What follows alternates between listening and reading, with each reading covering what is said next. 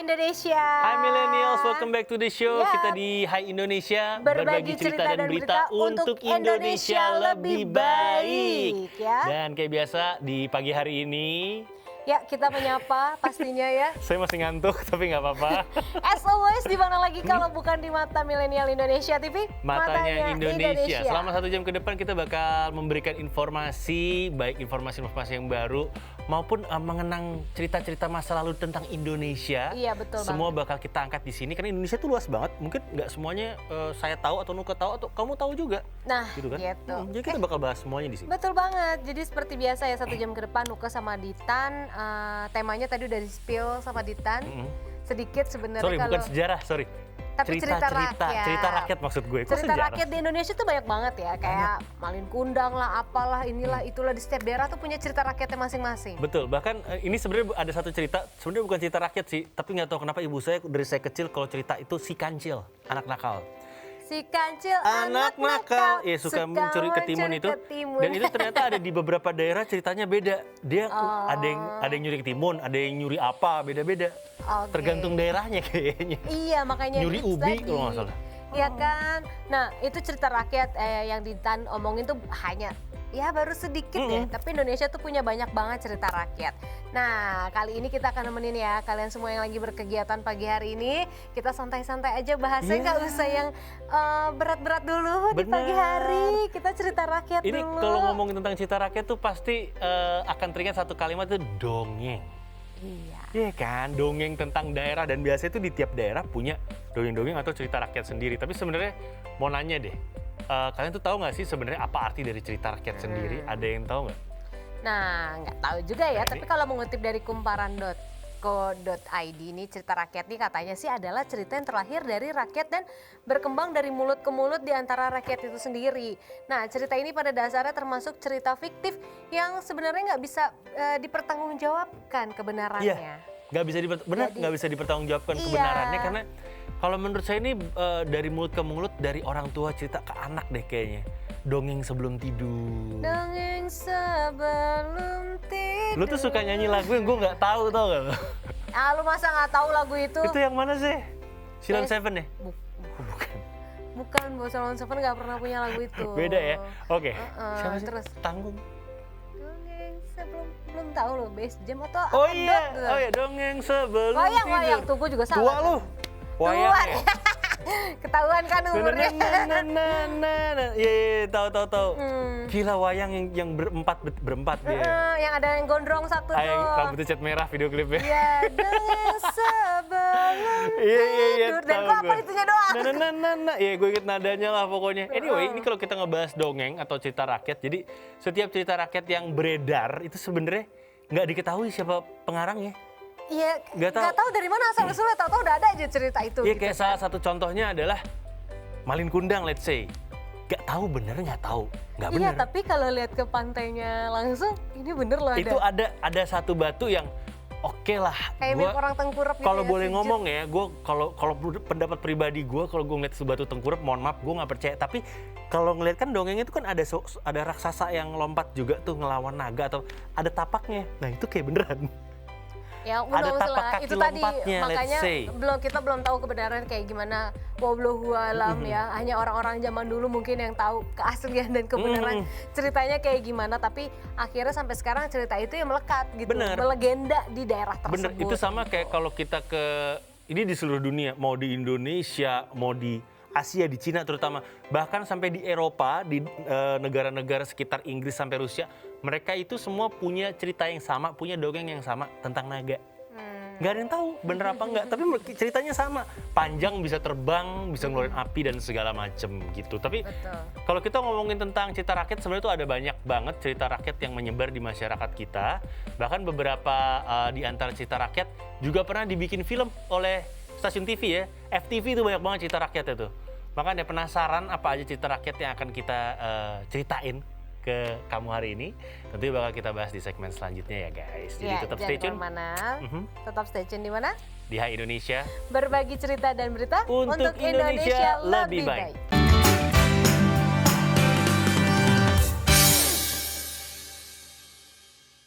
Kita kembali lagi di Hai Indonesia, balik lagi pastinya ya, berbagi cerita dan berita untuk Indonesia lebih baik. Dan kita benar-benar bakal berbagi cerita hari ini. Karena tema kita adalah tentang cerita rakyat atau dongeng ya Nuka ya. Betul banget.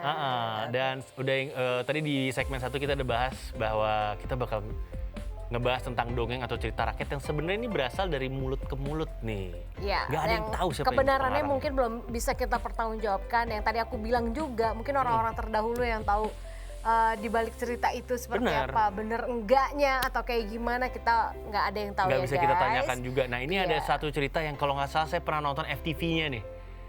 Zaman dulu di sebuah TV yang udah nggak ada, TV-nya inisialnya TPI. Jadi udah nggak ada. Nggak ada, sekarang ganti nama. Iya, bukan tapi udah nggak ada. Televisi pendidikan Indonesia itu udah. Iya, tapi orang-orangnya masih itu. Betul, ya dia berubah nama lain dia.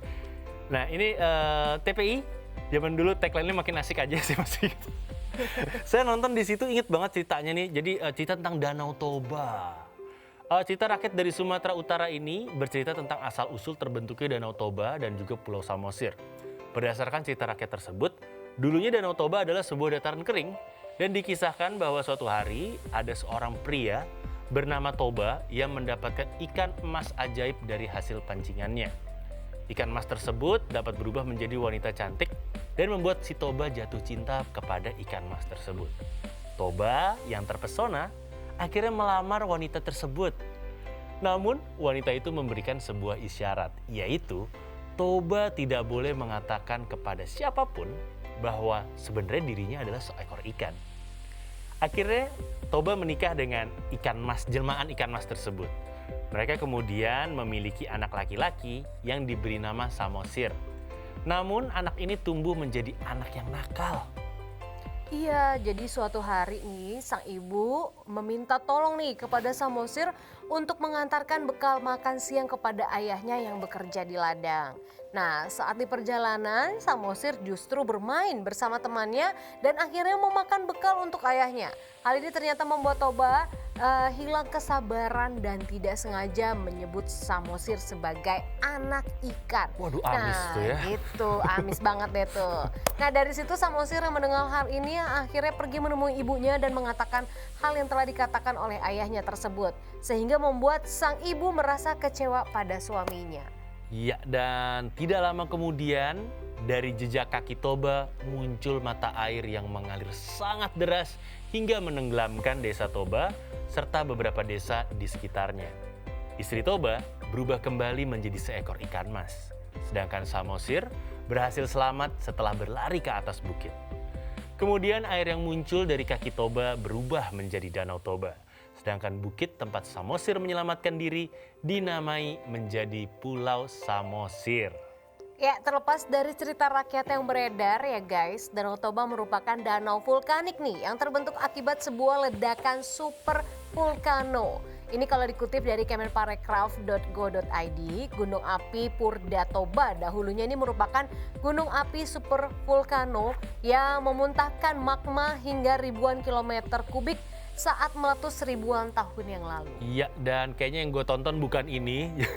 Karena pasti beda. Waktu dulu gue nonton FTV, jadi ini diambil dari dongeng rakyat, gue lupa namanya.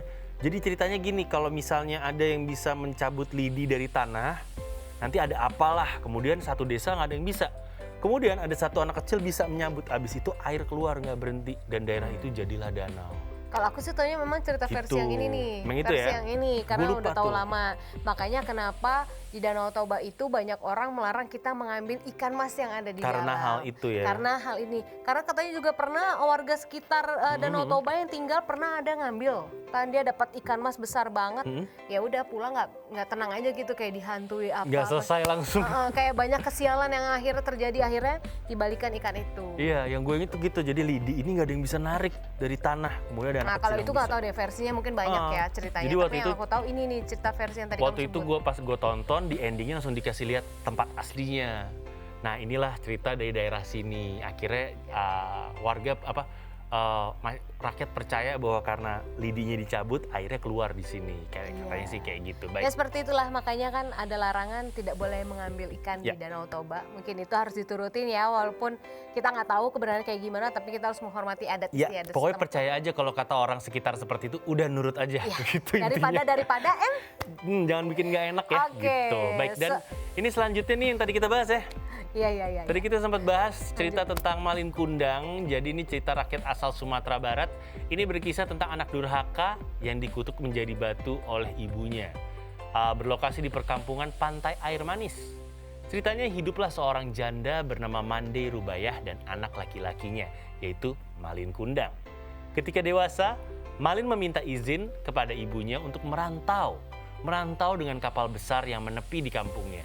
Dengan sangat berat hati, sang ibu akhirnya mengizinkan anaknya untuk pergi. Iya, sang ibu si Mande Rubayah ini yang merindukan anaknya selalu mendoakan Malin ya setiap harinya. Dan Mande Rubayah selalu menanyakan kabar Malin setiap ada kapal besar yang merapat. Tapi tidak ada kabar mengenai Malin Kundang. Dan hingga suatu hari ada sebuah kapal besar berlabuh di Pantai Air Manis. Dan Mande Rubayah pun yang melihat hal tersebut akhirnya menghampiri kapal tersebut bersamaan dengan penduduk desa yang lain. Dari kapal tersebut akhirnya keluar sepasang muda-mudi yang mengenakan baju yang sangat mewah dan berkilau. Dan Mande Rubayah yakin bahwa lelaki muda yang turun dari kapal itu adalah Malin anaknya. Kemudian dirinya memeluk Malin. Iya dong, refleks kan. Gimana sih ibu ketemu anak gitu. Udah lama gak ketemu gitu kan. Iya, dan pasti insting seorang ibu yakin ini anak gue. Iya, langsung datengin dia, baik. Dan akhirnya istri Malin Kundang tidak percaya bahwa wanita tua yang memeluk Malin adalah ibunya. Karena Malin pernah berkata bahwa ibunya adalah seorang bangsawan. Malin Kundang akhirnya mendorong ibunya hingga tersungkur ke tanah dan tidak mengakui bahwa Mande Rubayah adalah ibunya. Malin Kundang dan istrinya kembali naik ke kapal dan meninggalkan Pantai Air Manis. Iya, di situ hati Mande Rubayah ini sangat sedih karena tidak menyangka ya anaknya, anak laki-laki semata wayang dan kesayangannya ini tega kepada ibunya sendiri. Mande Rubayah juga dengan hatinya yang pilu berdoa kepada Tuhan untuk meminta keadilan. Tidak lama kemudian cuaca di tengah laut yang tadinya cerah terus mendadak berubah menjadi gelap. Badai besar pun datang menghantam kapal Malin Kundang hingga membuat kapal itu hancur berkeping-keping dan terhempas hingga ke tepi pantai. Keesokan harinya puing-puing kapal yang terdampar itu telah menjadi batu. Tubuh Malin Kundang pun turut berubah menjadi batu. Gitu katanya. Karena ibunya sempat kayak sumpah pas hujan besar itu. Iya. Saya kutuk ya Allah dia jadi batu. Gue pernah baca ininya zaman gue kecil, tau gak lo yang buku tipis tuh, yang cerita-cerita legenda rakyat yang tulisannya gede buat anak kecil, terus gambarnya satu halaman. Iya. Nah ada satu versi lagi yang gue baca itu adalah intinya kenapa patungnya Malin sedang bersujud karena dia lagi minta maaf sama ibunya. Ada ibunya di depannya. Iya. Terus kukutuk kau menjadi batu. Tapi sama sih endingnya dia jadi batu juga gitu kan. Ya wallahu alam ya, lagi-lagi kita nggak tahu kebenarannya kayak gimana. Baik. Dan pesan yang dapat diambil dari cerita rakyat Malin Kundang yaitu jangan pernah durhaka kepada orang tua. Sayangilah orang tua yang telah membesarkan dan juga merawat diri kita. Betul banget, jadi nggak terasa ya. Ternyata ini udah habis aja waktu kita di segmen kedua ini. Kita harus komersial break dulu dan kira-kira habis ini kita mau bahas tentang cerita rakyat apa lagi. Tadi kan udah lagi. Danau Toba, terus Malin Kundang. Masih banyak sih sebenarnya, makanya kalau kalian penasaran dan kemana-mana ya Tan. Betul, tetap di Hai Indonesia. Berbagi cerita dan berita untuk Indonesia lebih baik.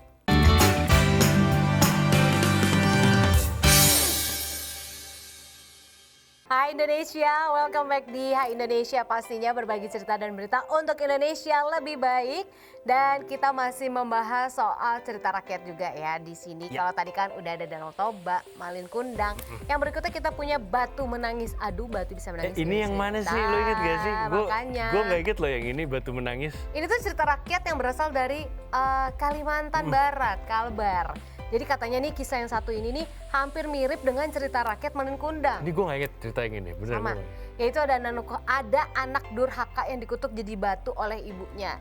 Jadi kalau batu menangis ini menceritakan seorang janda miskin yang memiliki anak perempuan cantik tetapi memiliki sifat yang malas dan tidak pernah mau untuk membantu ibunya mengerjakan pekerjaan rumah.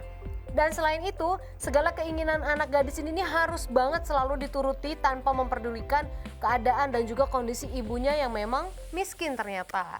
Baik, dan suatu ketika si gadis dan si ibu ini hendak berbelanja ke pasar, bukan ke mall. Dan letak pasar ini sangat jauh. Si gadis menggunakan pakaian yang bagus, sedangkan sang ibu memakai pakaian yang kusut dan harus membawa keranjang belanjaannya. Beda banget ya, yang satu pakaian bagus, sedangkan ibunya memakai pakaian yang kusut. Ya, itu dia. Saat sampai di pasar, ada banyak pria yang tertarik dengan kecantikan gadis tersebut dan mencoba untuk berkenalan.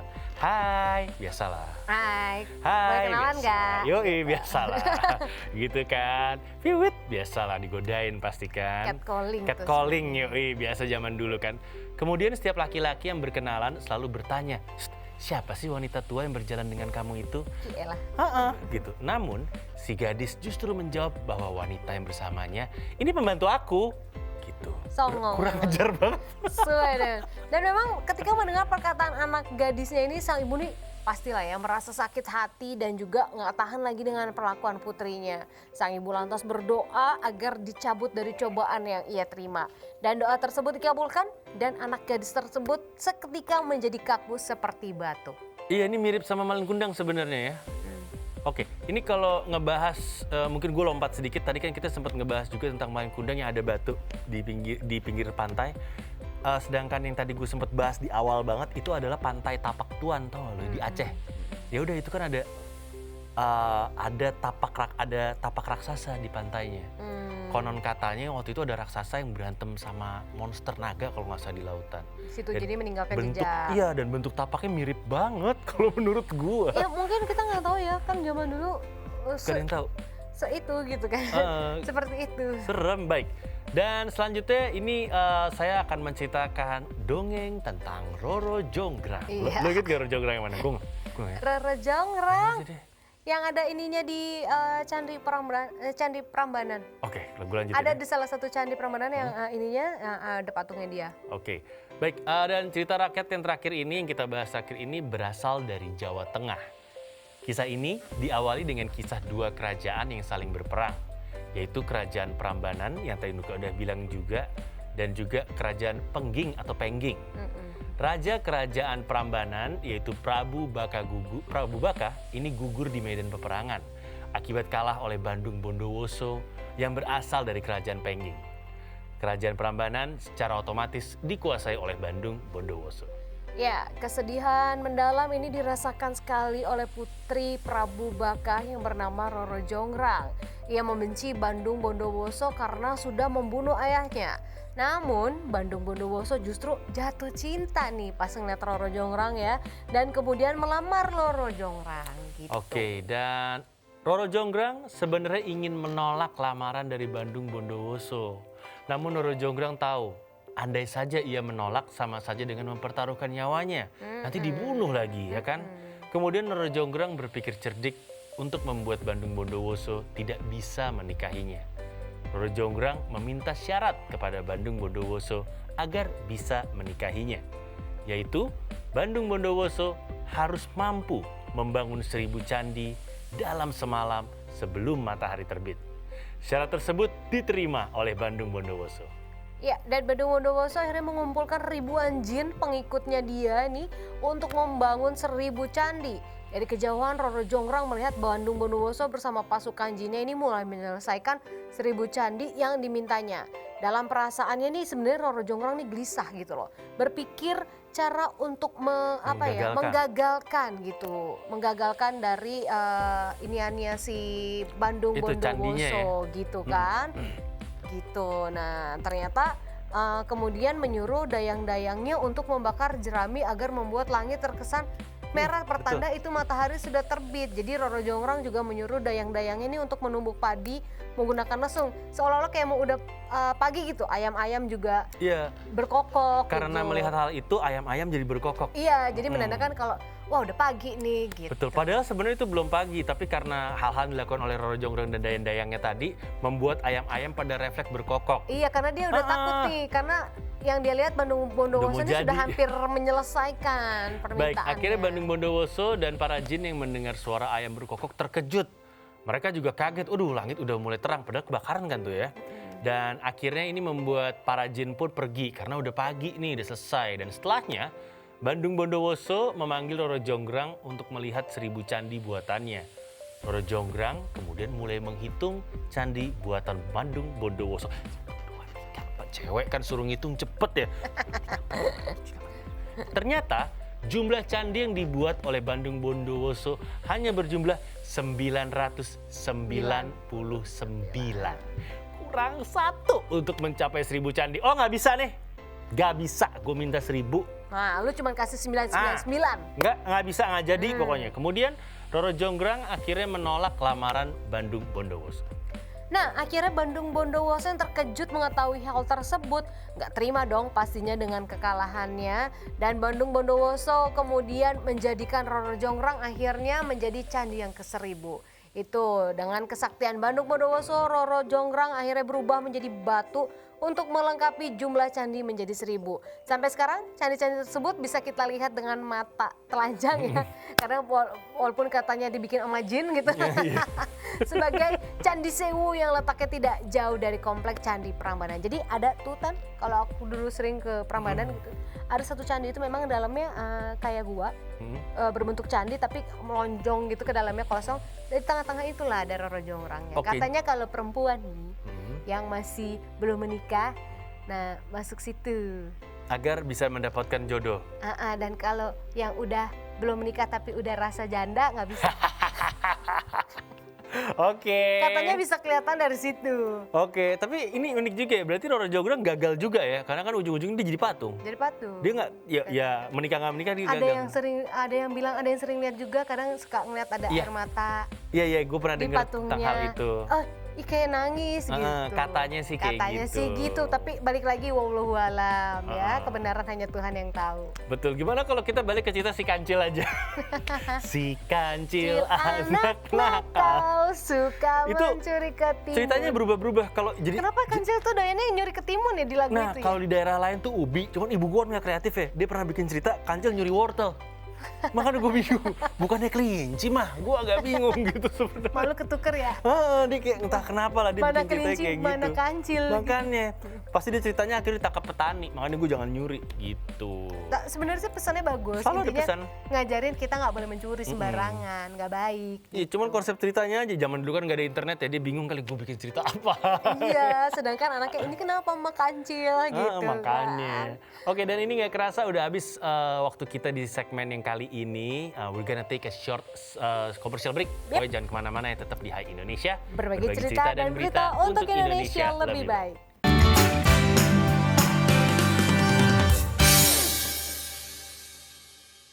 Hai Indonesia. Hai millennials, welcome back to the show. It's Hai Indonesia, berbagi cerita dan berita untuk Indonesia lebih baik. Dan ngomong-ngomong tentang cerita, tadi kita udah cerita ya. Iya, banyak banget tuh Roro Jonggrang terakhir. Gue akhirnya tahu cerita Roro Jonggrang secara lengkap. Akhirnya gue tahu. Gue Iya. nggak inget kalau dia yang minta candi, nggak inget gue. Itu dia. Pokoknya kalau kamu ada cerita ya, ada yang minta 1000 candi dalam satu malam. Lah, lu Roro itu sih Jonggrang lu. Jonggrang dong Ah. gitu. Sekarang itu sebenarnya sih nolak secara halus ya. Iya, tapi akhirnya karena Bandung Bondowosonya kesel, akhirnya dijadiin patung. Tapi boleh juga tuh dicontoh, hari gini boleh nggak gue minta kayak gitu? Nolak orang gimana? Caranya gue minta lu bangun candi. 1000 aja gitu, nggak usah 1000, 100 dah. Ribet, dikasih waktu setahun juga nggak jadi kayak. Berarti Ya maksudnya gini, ya kalau lu nyadar diri berarti go. ibaratnya pergi. gitu. Berarti Usus. masa dalam 3 hari satu candi, ibaratnya kan susah. Ya kan, Ada yang 1 tahun 3 aja hari, susah. ribet gitu kan. Iya, kita bukan Udahlah, orang dulu yang kita sakti. daripada bangun candi, mungkin kita beli klub bola sama lo. Ini banyak banget sih kalau ngomong klub bola, kenapa sih artis-artis jadi pada beli Lagi klub tren bola? ya. Iya, lagi tren. Sebagai gue yang gue kan ngikutin bola Indonesia, ya mau nggak mau negara sendiri, mau kesel tetep aja gue Iya, tonton gitu kan. tetep. Gue nonton tim nasional dan juga Liga Indonesia gitu. Ya meskipun banyak pertanyaan karena kualitas wasitnya kurang atau Apalah, pemainnya kualitas juga. pemainnya juga kadang kurang atau kadang kualitas lapangannya juga kurang. Iya, itu menentukan kan ya Gitu itu akhirnya menang kalahnya. tapi gue tetap ngikutin gitu, dan belakangan ini kita tahu lagi ada tren di mana artis-artis itu berbondong-bondong beli klub sepak bola, ada juga yang beli klub basket sih. Gitu Tapi deh. kayaknya jarang nih. Ada Gading Belakangan apalagi Martin. perempuan nih ada nih ikut-ikutan setelah ada Raffi Ahmad, ada Atta Halilintar, ini ada Prilly Latuconsina juga ternyata ikut-ikutan loh sekarang. Iya. Beli klub bola Tangerang ya kalau nggak salah Kota ya. gue. Ini daerahnya Ditan karena dalam akun Instagramnya memang Prilly Latuconsina nih mengabarkan, memberi kabar bahwa dirinya memang sekarang pemilik dari klub bola Persikota Tangerang, dan klub ini sebelumnya pernah diakuisisi oleh Gading Martin ya.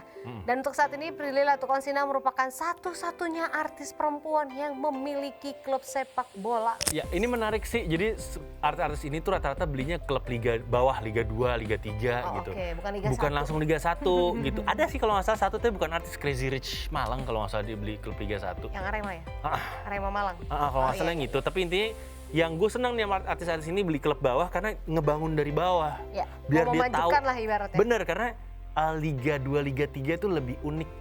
Kita nggak usah bahas, lebih ajaib dari Liga 1. Ajaib bener, kalau lu Liga 1 tuh masih ajaib, cuman nggak seajaib zaman dulu lah. Sekarang tuh udah agak profesional. Nah, Liga 2, Liga 3 ini ajaib bener Masih gitu. ajaib. Masih Tarkam. Ya juga. begitulah, itu klubnya Atta begitu tuh. Nah makanya gue nggak suka. Intinya dengan mereka membangun dari liga bawah naik ke atas, harapannya ini bakal berkembang bener lah. Akhirnya ada bibit-bibit baru di liga sepak bola kita yang mau mulai dari bawah. Oke. Karena sekarang tuh banyak banget klub-klub yang tiba-tiba, banyak kalau yang bikin klub-klub loh, tiba-tiba Pak Polisi bikin klub. Pak Tentara juga bikin klub. Iya, Ada Bayangkara FC Bayangkara gitu kan. FC, Nah kalau itu tiba-tiba udah di Liga 1. Gitu, jadi beli license-nya terus diubah nama, itu boleh ternyata. Ya kalau modelnya besar sih nggak masalah. Bener, nah makanya artis-artis ini keren, mereka bikin tren baru, kita mulai dari liga bawah. Dan salah satu pelopornya, bukan salah satu, si pelopornya adalah Raffi Ahmad, ini keren banget nih orang nih. Dia Raffi Ahmad barengan sama pengusaha Rudi Salim mengambil alih Cilegon FC dan mengubah namanya menjadi Rans Cilegon FC. Raffi Ahmad mengaku tertarik dengan olahraga ini karena dari kecil dia emang berniat untuk membesarkan dunia sepak bola Indonesia. Dan Raffi Ahmad nih pernah ada gosip dia main buat Persib Junior, ternyata enggak, dia cuma ikut audisi. Oke. Jadi kiper. Iya, itu dia ya. Selanjutnya ada Atta Halilintar nih yang tadi aku bilang juga. Jadi YouTuber asal Indonesia ini memang mengakuisisi klub sepak bola PSG Pati dan merubah namanya menjadi klub bola tersebut AHA PS Pati FC. Malah lebih panjang ya. Iya. Tidak hanya mengganti namanya, klub bola ini juga mengganti logo guna merefresh tim tersebut. Aku penasaran pemainnya harus pada pakai ikat kepala. Enggak, jangan dibahas. Anyway, Atta Halilintar tuh udah nggak pakai ikat kepala. Iya kan, dulu kan ciri khasnya dia gitu, semenjak ke Turki tanam rambut kan lepas. Gue tahu ya. Maksud gue, ini pemain-pemainnya wajib kan dipakai Enggak. gitu ya kan? Apa tuh? PS Pati. PS Pati gitu, Nggak ini usah. gila banget tuh main Baik, gitu. dan selanjutnya yang tadi kita bahas nih, Gilang Widya, pengusaha sukses asal Malang yang memiliki bisnis transportasi, bisnis kecantikan, bisnis kos-kosan dan konveksi, dan juga bisnis sekolah drifting, kini menjadi presiden di klub besar Arema FC. Ini yang gue bilang tadi. Juragan 99 nih. Oh ini ya, Crazy Rich Iya, ini ya? kalau di Instagram kan ad-nya Juragan 99. Iya, dia beli klub Liga 1 nih. Wah, keren banget. Gitu. Ya, kalau menurut gue dia ya keren lah, oke lah, karena klubnya nggak, biasanya tuh kalau lo asal beli bisa langsung hancur, ini enggak, ini Arema baik-baik FC aja. lah ya. Siapa yang nggak tahu kan arek-arek Malang nih pasti udah paham banget dong. Iya, dan kalau ngebahas Arema sedikit gue bahas, itu kalau di sosial media suka ada omongan di forum-forum. Kalau lagi ngomongin suka ada omongan Arema yang mana, jadi Arema tuh ada. Ada banyak. Gue baru tahu. Iya, kalau Ada mau banyak. ngomongin yang asli di Liga 3, tapi kita ngomongin yang bukan yang ini ya, yang Arema FC ya. Iya. Tapi Gitu. memang banyak. Iya, karena beli license itu, beli license ubah nama, beli license ubah nama. Ngambil fanbase ibaratnya kayak gitu. Sedikit aja gue bahas ya. Iya sih sebenarnya. Tapi kalau ngomong-ngomong soal klub sepak bola di Indonesia ya, nggak di luar. Jagoan kamu siapa? Gue berubah-berubah tiap tahun. Ya habis gimana? Tergantung performanya. Karena gini, kadang tuh klub Indonesia ketika musim baru dapat investor baru, bedol desa satu klub bisa tiba-tiba pemainnya hilang semua, datang pemain Baru. timnas semua, iya. Jadi kalau dulu tuh gue sukanya Bedol desa dong dia beneran bahasa. bedol desa Iya. asli. Kenapa perumpamaannya bedol desa? Iya, gitu karena dia? bisa antara dari klub A pindah semua klub B tuh bisa. Zaman dulu tuh gitu. Zaman dulu tuh pemain-pemain tim Persebaya tuh Kurniawan, udah lama banget ya Kurniawan bahasannya.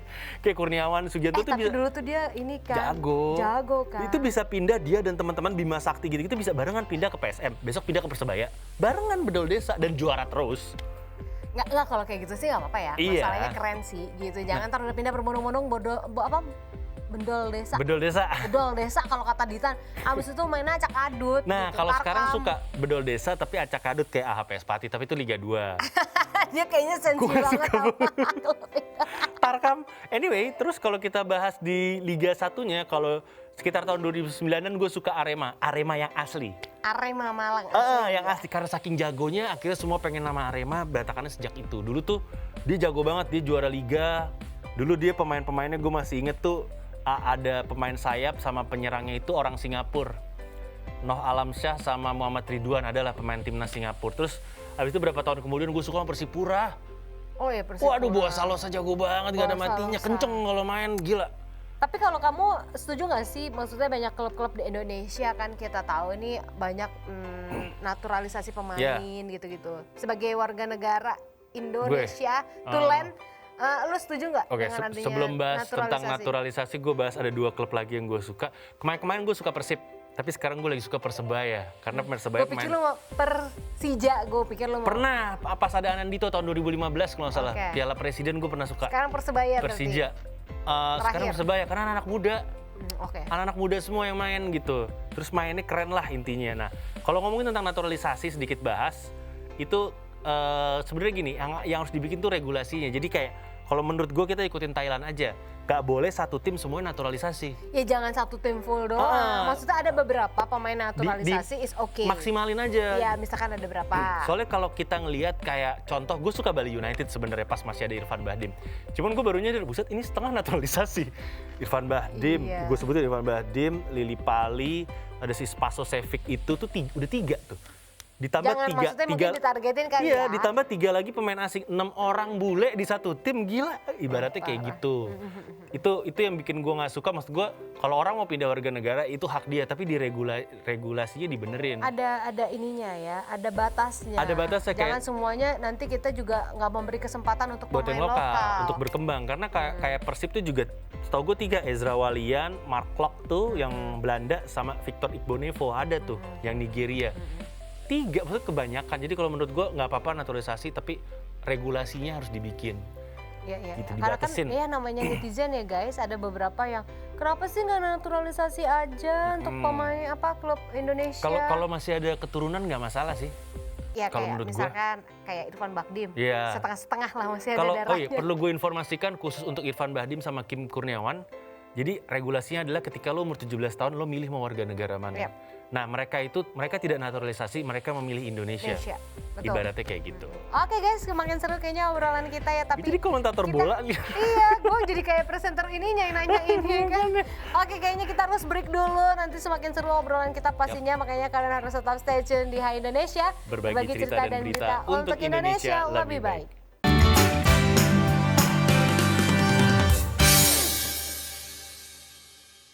Hai Indonesia. Hai, kita ketemu lagi ya di Hai Iya, Indonesia, berbagi betul. cerita dan berita untuk Indonesia lebih baik. Betul. Kita udah dongeng barusan. Udah dongeng sebelum kerja.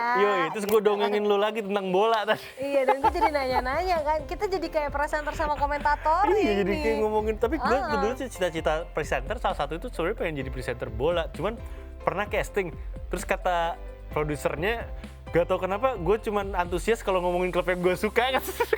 Oh, segmenting. Kalau ngomongin klub lain gue biasa aja, nggak tertarik. Iya, Katanya sih kayak gitu. Oke, itu tadi sepak bola udah kita bahas juga, iya kan. Sekarang kita ada biasalah kumpulan-kumpulan berita atau tips-tips singkat aja ya kalau di segmen 5 kan. Nah, ini kita punya penyebab HP sering panas. Oh iya, sering panas lah. Kalau ditaruh di atas panci ya panas lah. Iya lah, atau nggak taruh di atas kompor. Panas gitu. Jangan, atau kalian jemur di bawah sinar matahari. Ledak loh, gue yakin. Nah ini banyak yang bingung soalnya. Kenapa ya kok lagi nggak dipakai padahal cuma biasa aja tapi kok panas gitu. Ini emang pegangnya. tergantung penggunaan juga, tapi ini berbeda dengan komputer. Jadi yang namanya handphone itu nggak memiliki pendingin built-in atau pendingin di dalam bodinya. Ada. Setahu gue ada handphone gamer tuh ada pendinginnya. tapi itu mahal banget harganya, belasan juta ya. Nah makanya nggak jarang handphone ini mengalami yang namanya overheating atau kepanasan ya. Oke, dan kalau udah overheating, handphone mengalami overheating, ini bisa membuat kinerjanya melambat atau jadi lemot, gitu kan. Nah pada dasarnya sih yang namanya setiap alat elektronik ini akan menjadi panas atau hangat kalau digunakan ya. Ini adalah hal yang wajar. Karena aliran listrik bekerja, maka mereka akan menghasilkan panas. Akan tetapi, saat suhu itu terus meningkat, bisa jadi ada masalah yang lebih serius. Ini dikutip dari idntimes.co.id. Berikut ini kita punya beberapa alasan terjadinya overheating pada handphone kalian. Yang pertama, ini adalah karena terlalu banyak multitasking. Biasa tuh yang dibuka semua aplikasinya itu loh, yang sambil chatting, sambil ngecek email, sambil ngecek ojek online. Nah itu tuh bisa overheating tuh. Pasti buat kalian pengguna Android, hai. Saya pengguna Android pasti udah nggak asing dengan yang namanya split screen. Jadi bisa pakai dua aplikasi secara bersamaan layarnya gitu kan. Dibagi dua gitu. Contohnya nih, misalnya kamu membuka YouTube di satu screen sambil membuka Google untuk searching. Nah itu namanya multitasking, dan multitasking pada handphone ini akan membuat handphone menjadi bekerja dengan ekstra, sehingga suhu yang dihasilkan akan semakin tinggi dan bikin handphone jadi panas. Ya, penyebab yang kedua ini bisa jadi kalian nih gaming dengan waktu yang lama banget gitu. Biasanya kan setelah bermain game, handphone itu pasti cenderungnya akan panas ya guys. Ini karena memang game ternyata banyak menggunakan RAM dan inti pemrosesan smartphone. Ditambah lagi di dalamnya ini banyak banget grafis yang harus berproses. Makanya ini handphone cepat panas. Iya, gue pernah dulu. Jadi kalau gue sih bukan main game, tapi gue menggunakan personal hotspot. Personal hotspot juga bisa bikin handphone jadi panas loh guys. Gitu. Oke, dan selanjutnya yang membuat handphone menjadi panas salah satunya adalah menggunakan smartphone saat sedang di charger. Sering saya nge-charge sambil main gitu, sering banget. Oke, jadi saat smartphone lagi di-charge atau di-charger ini sebaiknya jangan digunakan terlebih dulu ya, ditaruh aja. Karena jika menggunakan smartphone sambil di-charger, terutama saat main game, ini malah akan membuat smartphone semakin menjadi panas. Dan selain itu, proses pengisian baterai akan menjadi semakin lama lagi. Ya, betul banget. Dan selanjutnya ini faktor berikutnya ada pengaturan smartphone yang mungkin kurang optimal. Contohnya brightness yang terlalu tinggi atau terlalu cerah ya kan, atau menggunakan wallpaper yang bergerak. Oh iya benar. Iya, hingga terlalu banyak widgets yang kamu pasang. Iya benar, kalau brightness kan terang gelapnya tuh. Itu benar tuh, kalau widget tuh yang ini loh. Yang suka ada di ujung tuh, orang-orang suka pakai jam berapa, jamnya muter-muter. Yang kayak gitu atau lebih baik pakai dark mode gitu loh. Gue dark mode karena mata gue nggak bisa keterangan. Sama, dan itu lebih menghemat baterai juga kan. Iya, kalau gue pasti gitu, lampunya agak gelap gue karena mata gue nggak bisa ngelihat soalnya. Umur ya, Bu? Gimana dong? Ketahuan lagi deh. Nggak bisa ngeles kalau itu. Oke. Iya. Dan handphone juga bisa rusak. Ini gue pernah ngalamin. Jadi gue taruh dashboard mobil. Bisa menjadi panas kalau terpapar sinar matahari secara langsung atau udara panas. Iya. Nah ini nggak hanya faktor dari dalam aja, faktor luar juga bisa mempengaruhi overheating. Contohnya saat kita meninggalkan smartphone di bawah sinar matahari. Setelahnya smartphone kita akan menjadi sangat panas. Nah ini terjadi karena komponen pada smartphone tersebut tuh banyak yang terbuat dari logam yang bisa menyerap panas. Ini yang terjadi kalau lo taruh di dashboard mobil, panas. Iya, kadang kan kita suka nggak sadar gitu ya taruh. Biasanya handphone langsung ada tuh temperatur high gitu. Berapa puluh detik lagi mati. Gitu. Nah itu jangan ya guys. Terus selanjutnya faktor berikutnya ini mungkin setelah upgrade OS biasanya ya. Jadi kinerja background processing smartphone kan meningkat nih setelah kalian upgrade OS-nya. Nah ini karena memang OS baru menambahkan fitur-fitur yang bisa membuat smartphone bekerja lebih keras lagi. Tapi ini menjadi tidak wajar ketika panas tidak kunjung menurun dalam beberapa minggu. Jika ini terjadi, kamu harus segera membawanya ke service center. Aku punya tips, dulu aku pernah kayak gitu. Handphone ada punya Android gitu, yang dari X. Cie. Terus. Dia panas banget kan, gue masukin kulkas. Serius loh? Gue masukin kulkas, udah adem, gue ambil bener lagi. Bener, udah habis itu setelah beberapa minggu udah baik-baik aja habis itu? Nggak usah sampai minggu-minggu, zaman aja kan. Enggak, dia setelah beberapa minggu kan panas terus. Nggak, panas kan tuh, panas banget nih, gue pegang udah takut nih, ngehang kan dia. Iya. Gue masukin kulkas tempat naro ini skincare.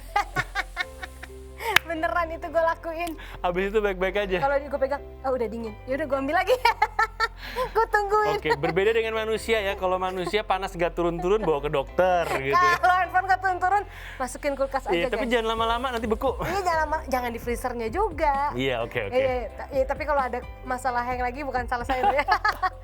Oke, dan salah satu penyebab handphone menjadi panas adalah kalau smartphone diserang virus atau mungkin malware ya. Virus dan juga malware ini bisa berasal dari aplikasi, dari iklan, atau mungkin dari file-file yang kita download dari internet. Nah, nanti mereka akan menggunakan berbagai macam software lain untuk menyebarkan diri si virus atau malware itu. Efeknya, kinerja smartphone kita akan melambat, akan jadi nge-lag, dan tentunya jadi panas atau overheating. Kalau handphone bisa overheating, manusia bisa overthinking. Overthinking ya, nggak bisa tidur, overthinking terus. Ya karena memang selanjutnya nih kita mau bahas karena masih dalam kondisi yang Apa nih, pandemi? makanya handphonenya diawet-awetin gitu. Iya, kan. malas pergi keluar buat beli handphone. Mahal juga ya, Bu. Iya. Dari perhatiin nggak sih gara-gara pandemi ini handphone tuh jadi nggak terlalu sering keluar yang baru kayak zaman dulu. Zaman dulu kayak 6 bulan sekali ada. Iya. sih. Sekarang kayak lebih ke 9 bulan sekali deh. Setahun tuh cuma sekali. Iya. Dulu tuh gue inget beberapa merek dalam setahun bisa ngeluarin 2 jenis handphone. Iya. Kalau sekarang tuh Lu kayaknya terserah nggak. ada pilihan nih, mau yang murah, mau yang kantong Iya. menengah, mau apa yang mau mahal. Betul, kalau sekarang tuh Ada. kayaknya nggak dalam setahun Kayak cuma ngeluarin ada sekali. jeda gitu ya. Iya, ada jeda Ada dikit. nafas gitu orang jadinya. Ya secara dompetnya juga bernafasnya lebih Bener, ngos-ngosan. dan gara-gara efek itu jadinya harga-harga handphone second tuh nggak terlalu turun. Iya. Gitu, tetap Stabil. turun, cuman nggak secepat kemarin-kemarin. Kalau kemarin kan kayak turun langsung drastis Cepet banget Ya Allah, kemarin-kemarin. sedih banget kan, Bo. Beli berapa, dijual berapa. gitu. Sekarang enggak. Oh iya? Nggak cepet turun harga second. Oh oke. Gitu, nggak semudah sebelum pandemi yang dalam setahun bisa turun 2 kali karena handphone barunya udah keluar 2 kali. Oke. Tuh, kenapa lo mau beli? Harga kagak lagi lah. Biar aja HP yang turun harganya, hatinya jangan. Jangan, hati jangan tetap gengsi. Hati jangan turun, guys. Hati Ya jangan udah. turun dan jangan lupa protokol kesehatannya juga harus tetap kuat, Ya, jangan secara dikendorin. kita masih di era pandemi ya kan, Omikron lah apalah, bisa Ya, mungkin itulah. popcorn lah ya. Popcorn, moronik dan segala macam. Omikron kalau lu balik moron itu. Oh iya, lama-lama jadi mikrofon dia. Iya, bisa jadi buat MC gitu kan. Iya ya udahlah, itu tadi 6M-nya jangan dilupain ya. Sebelum kita tutup episode kali ini mau mengingatkan lagi Ya, protokol kesehatan. Jangan lupa untuk menggunakan masker, mencuci Jaga tangan, menjaga jarak. menjaga jarak, mengurangi mobilitas, menjauhi Menjauhi kerumunan, kerumunan. dan membatasi makan bersama. Ya, kalau mau hidup bersama disahkan dulu guys. Iya, nggak baik guys, Buffalo Gathering itu ya.